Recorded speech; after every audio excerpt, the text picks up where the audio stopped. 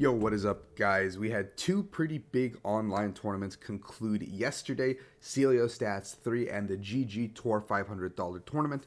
And we have, players coming out to put their best foot forward, trying to figure out this early meta game. It's been a week since the full grip games. 1K, 2K, 2K, I'm going to go 2K. So let's see today how the metagame has shifted, what the meta share looks like, and we're going to kind of just reevaluate the format. Now, I'm going to prepare you guys for Brisbane, and accordingly, Salt Lake City and Liverpool. We'll do a weekly discussion on Wednesdays, probably Wednesday night. I'll try to just do like a quick 10 to 15 minute segment on my thoughts on the metagame, where I think things are going. I did an excellent metagame discussion on Luke's channel, Celio's Network, where I think I was pretty accurate on how I read the meta right now. So let's jump right into it. So CelioStats, let's look at the meta share. To start off, Mew Genesect represented 20% of the decks. That's a monstrous amount of decks. So if you are going to any tournament, you have to be prepared to play against Mew VMAX at some point or another. It's not one of those decks that you can say, hey, maybe I'll only play one, maybe I'll play zero. It's pretty confident that you'll be playing against a couple with a 20% meta share. Calyrex Inteleon is a 6.71% play rate, and then Gengar, Rapid Strike, Malamar follow up.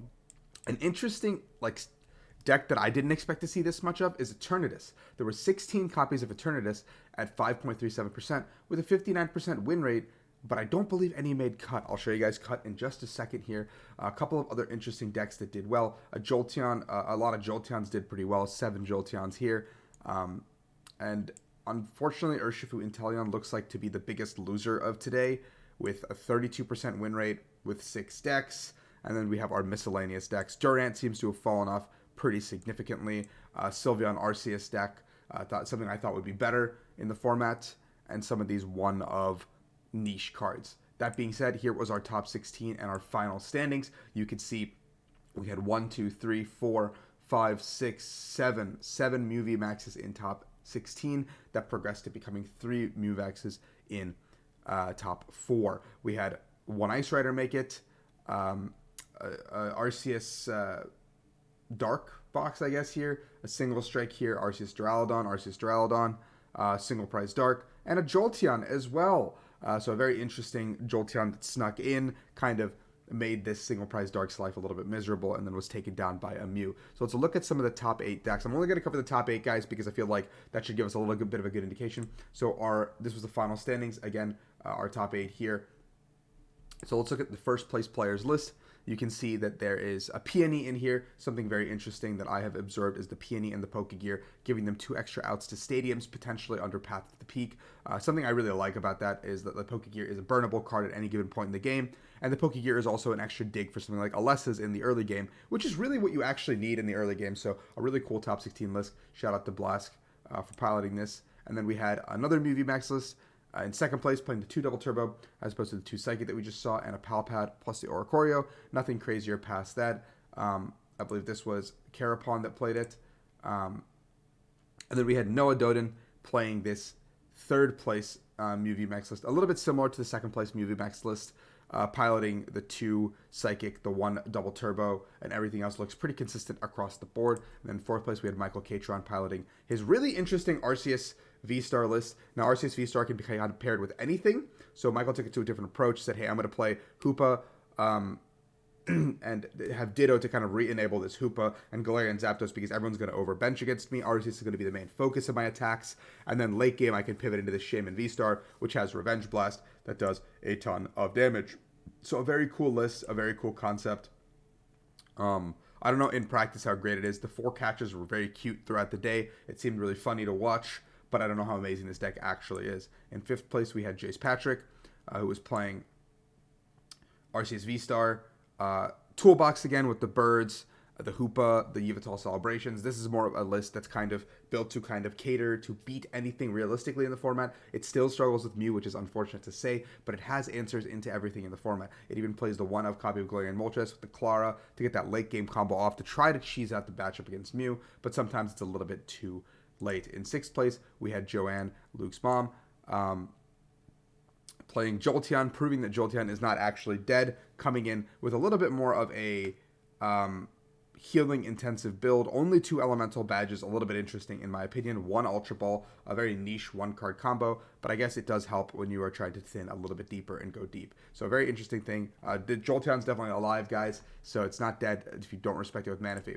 In 7th place, we had Ryan Tan, who was playing another Mew VMAX list with 2 Rotom phones, very interestingly enough.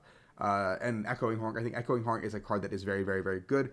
Tower of Darkness is being played in this build, I guess, to kind of minimize what stadiums you give your opponent, but I don't know if I like that necessarily. I know we've talked about it previously, how it is a strategy, like a legitimate strategy you could use, but it's not something that I personally like. Then we had Evan P rounding out our top 8 with Arceus Duraludon, the flavor of the month. Riley Hulbert brought it to a first-place finish at the Full Grip Games 2K, and since then, this deck has been kind of at the forefront of the format. It's been the deck that has kind of set the pace for how the format is going to go, and it looks like a very consistent list. Nothing crazy, nothing too much removed from Riley's list. It looks like pretty much a copy pasta from that, and I mean, if it works, right? And so that rounds out our CelioStats tournament. Next up, we have the GGTOOR happening on the same day, so we're probably expecting something different to happen, right? The answer is wrong. Mew Genesect was, again, 21.36% of the metagame. Again, like I just said, guys, you cannot disrespect this deck. And again, Eternatus showed up in droves today. Another really interesting thing. Arceus Duraludon was a very heavily played deck. Arceus Moltres, another heavily played deck. Wormadam was played a little bit more as well. Nothing really crazy to write home about. Looks like people are still experimenting with their one-of kind of decks here. Their pet deck, something that they just need to get the itch out of. I know I've been there personally, but nothing above 2 or 3 decks that is like a little bit alarming, a little bit like the metagame has shifted significantly. So we had a top 8 at this tournament as compared to the top 16 of the previous one, and only 2 Mew VMAX made it here. We saw that there was only 12 Arceus Duraludon, but out of those 12 Arceus Duraludon, 4 of them found themselves in top cut, which is pretty impressive conversion for a deck, in my opinion. We had a Gengar make it as well, and you can see already here the Mew takes down the Gengar, which is not a good sign for Gengar if you're Gengar.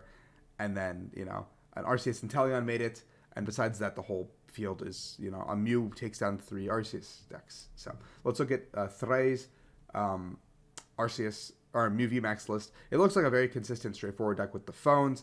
Aggression, only 2 copies of Boss. A little bit suspect there. I would like to see a 3rd copy of Boss, I think, in all of these lists, because Boss is so crucial. But besides that, it's probably very similar to what we've seen so far. And then after that, we had Math playing Arceus Duraludon. Again, like we just talked about, Riley's copy and paste. It's basically the exact same kind of list we've been seeing. That's not a bad thing. The deck works. I think there's 1 extra Duraludon V than it was in Riley's list. So it makes it an easier boss target, a little bit of a worse starter, not necessarily the best. And then we had, I don't want to mess up names, so let's go check here. Wait, where's standings? We had Moda playing Arceus Inteleon with the Dunsparce. So the whole idea of this one is that Arceus is your main focus. Arceus is your main attacker. You're 2-shotting everything. Looks like only Big Charms is a tool. One thing, I really like this deck. I think it's really cool.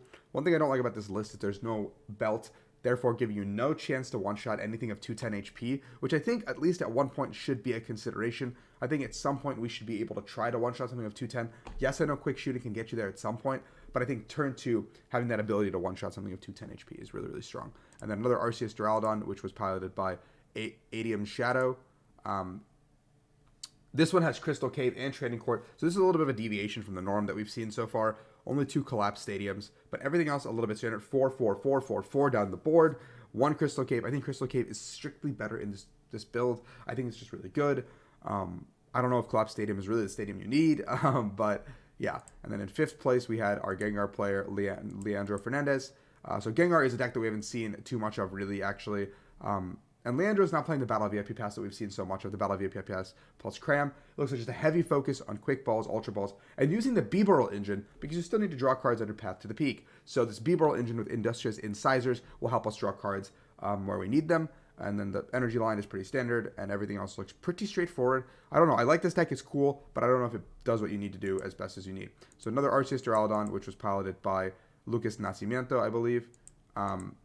And then following up, let me just get both the names. And A Mode of Alpacas were the 2 here. So this is Lucas's list. Again, I think this is just a strictly copy pasta of Riley's again. Nothing crazy here to write home about. And then this one, has a tool scrapper, so a little bit more innovation. I feel like these Arceus Duraludon lists can innovate and go a little bit further. I don't know what they need to do to change it up, but I feel like there can be some changes. And now finally, we had Dr. Mime 619 playing the last Mew VMAX list, and this one is a little bit more interesting than the ones I've seen, piloting the Pumpkaboo as well as the Peony, giving them hella outs to stadiums as well as 4 stadiums, making it so Path does not get stuck. But something I don't like is there's only 3 Mew V in this list and only 2 Mew V Max, making it so if one is prized and one gets discarded early, you've basically lost the game on Mew V Max, and only having 3 Mew V feels really bad because Mew is definitely the best attacker in the deck, so you got to be able to kind of open it, got to kind of be able to have it. So it's something I don't like there, but the rest of the list is pretty cool. So obviously those 2 slots came from something like this.